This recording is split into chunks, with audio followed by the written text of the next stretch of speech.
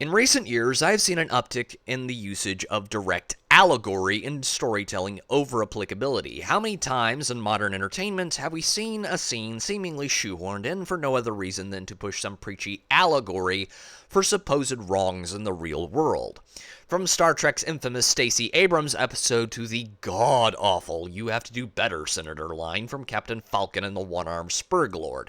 In The Return of the King, Gandalf has a conversation about the decline of Gondor with Pippin.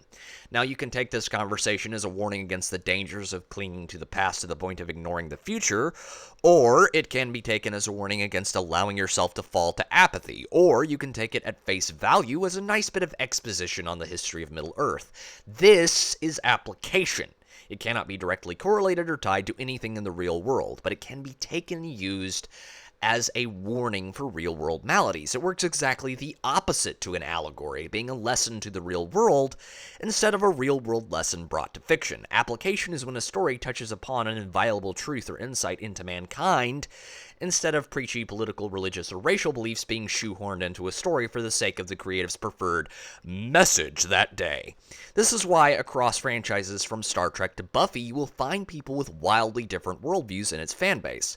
Because it is not allegorical in its message, but rather it has parts of its story that resonate with people because the story espouses universal truths that anyone can take and apply in the real world.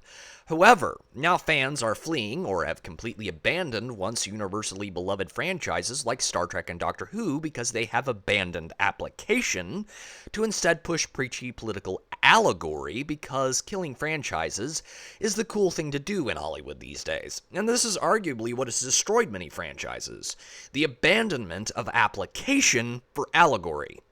And it is why most modern TV shows and movies suck.